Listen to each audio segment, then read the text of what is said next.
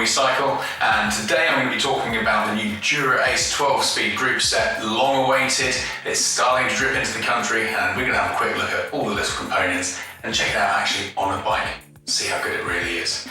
Don't forget, if you like the video and the content, why not hit the subscribe button so you can see the new stuff that we produce, and if you've got any comments throughout the show, put them in the comments box underneath and I'll try and get back to you.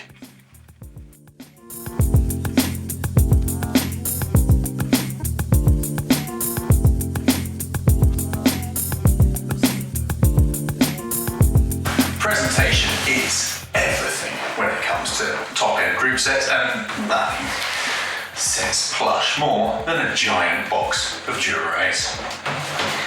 Inside the box, you get a big piece of tissue paper that says Dura Ace.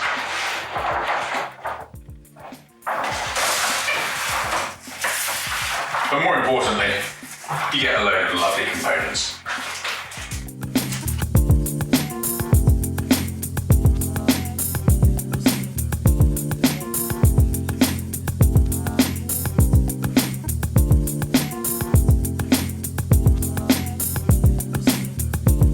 Let's start with the brakes. The calipers have been re-engineered to give a little bit more clearance between the rotor and the pads. 10% extra, in fact, so there should be less chance of getting brake rub when you've been scrubbing a lot of energy off on the downhills.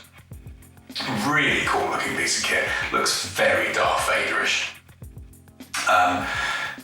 The best part about these though is how they work with the brake levers, and I'll talk about that a little bit later.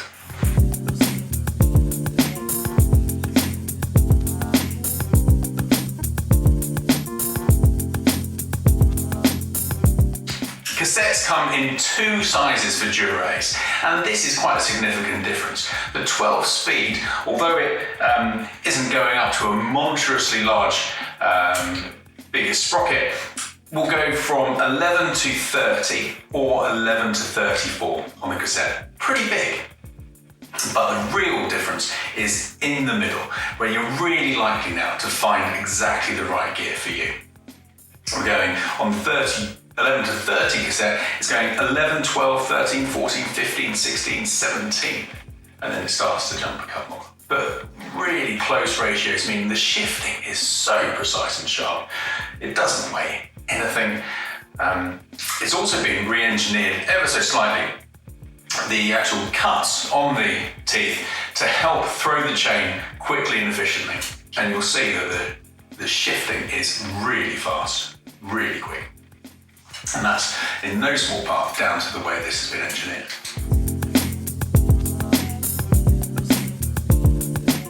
Chainrings come in three different combinations. You've got a 54-40, 52-36, and a 50-34. Now, if you're a real mountain goat, you like to spin going up the hills, that 50-34 with an 11-34 cassette is going to get you a 1-to-1 ratio going up those hills. Oh, dreamland!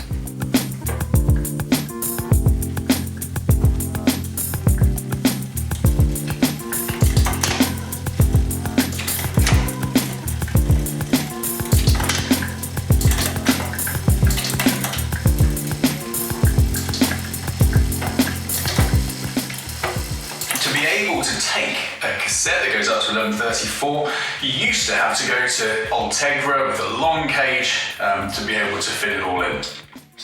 Not so now. In fact, there's no changing that needed. There is just one rear derailleur, one length of cage. It's a long one, but it means you can take both those different cassettes.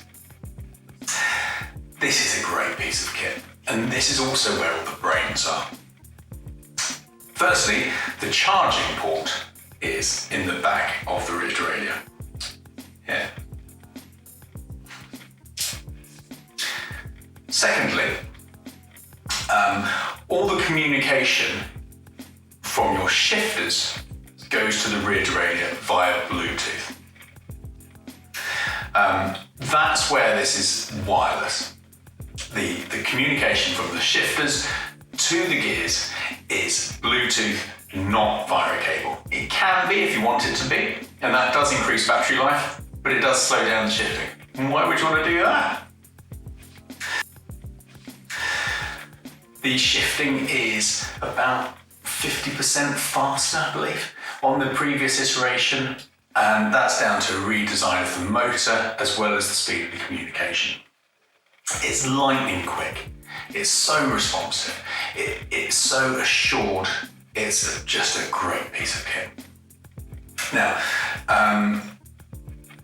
in the previous versions of Di2, you needed the D-Fly add-on, inline add-on that would allow you to talk for your gears, to talk to your head unit, your Garmin or your Wahoo. That's all in here now. And so the system integrates it. So anyone with Dura Ace or Ultegra Di2 12-speed can straight away start talking to the head units, see what gears they're in, check the battery levels. It's a really neat feature.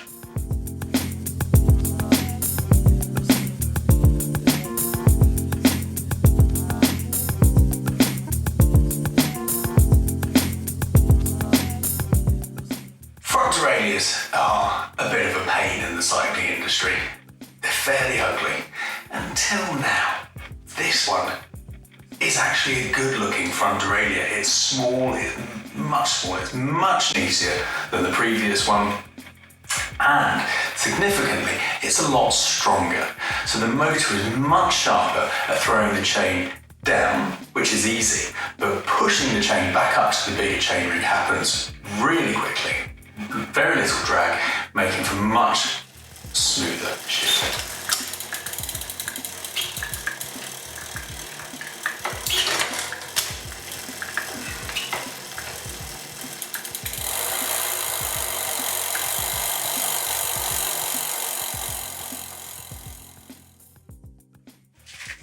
Now, powering the front and rear derailleur is done by a battery still in the seat post. Now, whereas SRAM put the batteries on the back of the derailleurs, making them more accessible and you can interchange them, so there are benefits for the SRAM ones. The Shimano ones are significantly smaller because they're powered by one central battery. And this is where the cables come in. There's a cable from the rear derailleur to the battery and a cable from the front derailleur, also directly to the battery. The old battery looked very similar to this, but would only take one cable, hence you needed junction boxes and stuff. All that's done away with. Derailleurs straight into the battery, and they've made the cables much thinner, meaning you can actually fit 3 ports onto one battery.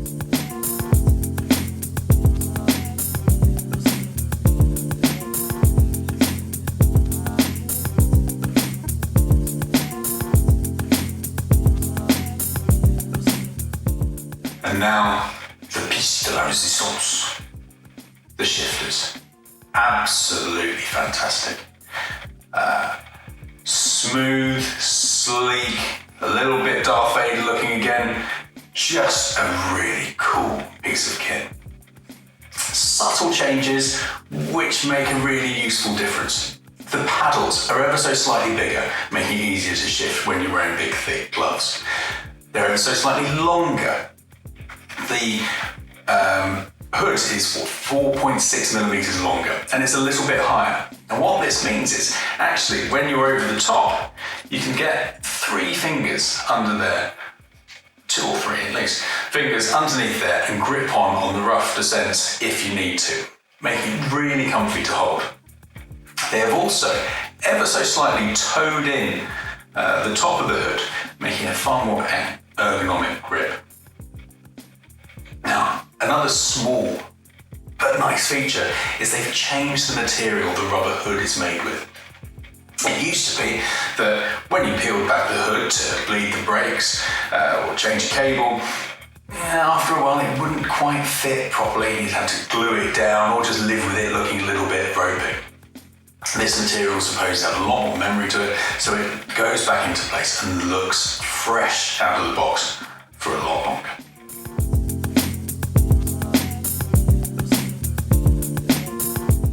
The power to these, because they're wireless, comes from a small battery inside the top of the hood. There is a small light hidden in here, which indicates battery life and connectivity. It's a really nice, firm, responsive press. Oh, just a lovely piece of kit.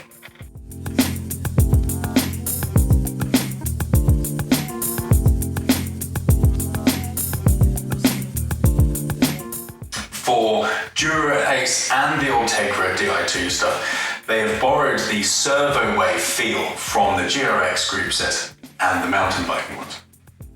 And what that means is that the braking feels a lot more responsive. It's not just on, off. It is a lot more graduated. Engagement happens a lot quicker, but then it's modulated, allowing you to really feather the brakes over the same amount of travel. So if you want to just slam them on, you're still just slamming the brakes as you would normally. But if you want to just gradually ease on and off, you'll find that this braking on these will be a lot more responsive.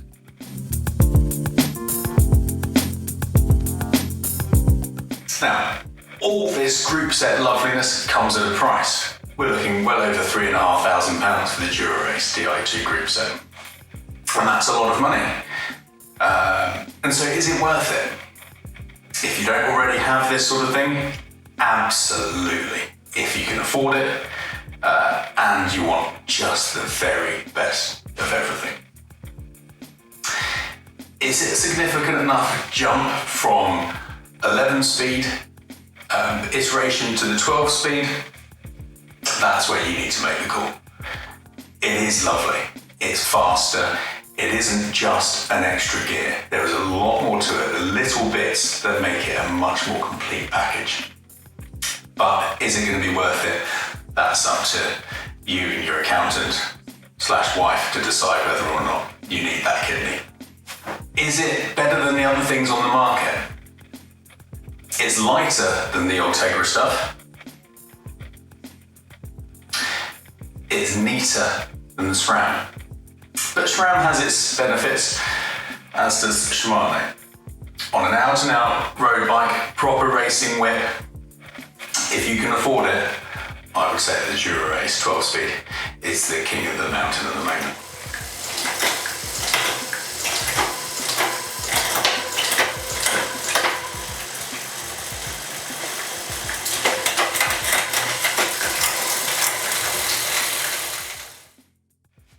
Let me know what you think about the group set in the comments below.